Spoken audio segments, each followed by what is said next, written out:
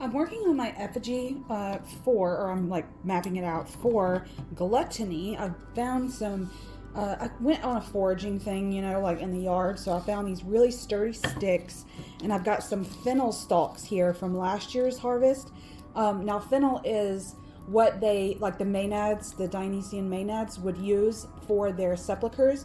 So that's prevalent in my gluttony work with Dionysus. So I've got some fennel stalks.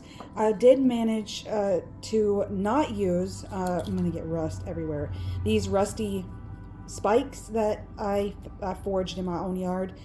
They were for, I'm guessing that someone had some kind of boards that were quite literally nailed into the yard at one point years and years ago. I use the rust. I shave off the rust for certain spell workings. So, but I haven't used the actual spikes yet, and I think I'm going to use something with these spikes. I've got 3 here.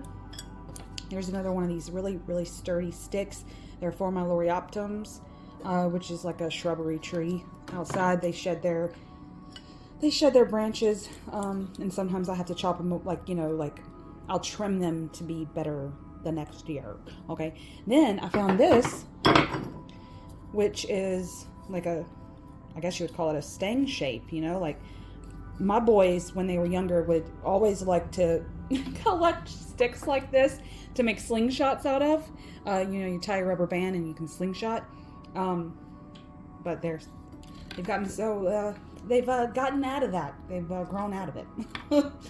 So when I found this, it reminded me of that past, those memories. But I thought, this shape reminds me of a vessel, the inverted triangle.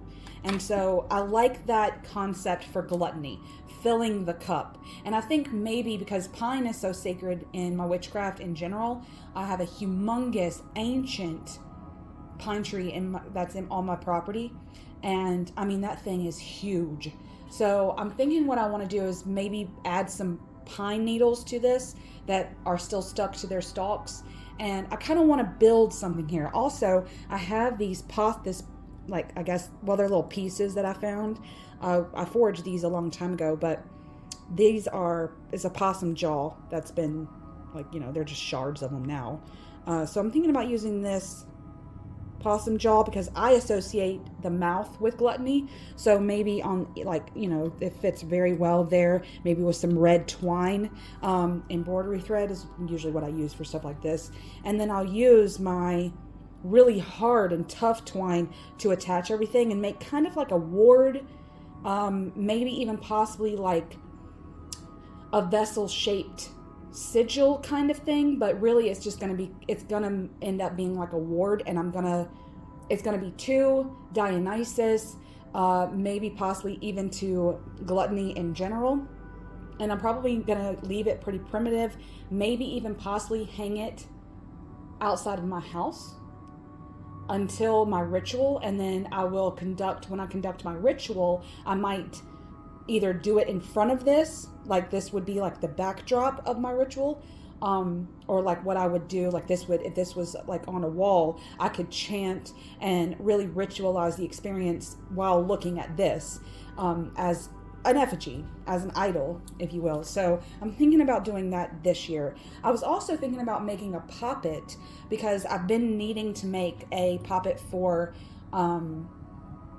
a muse. I want to make a poppet that's specifically for the muse, which will help me in my book writing.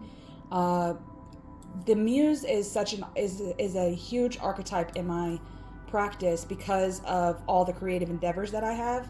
So I like to conjure her. I like to play with her. So I need to make a poppet for that. But I think so. I initially I was gonna make a poppet for gluttony as well, like when I make my muse poppet. But I think I've decided against that. I think I'll just do the ward here, and I don't know, see how it goes.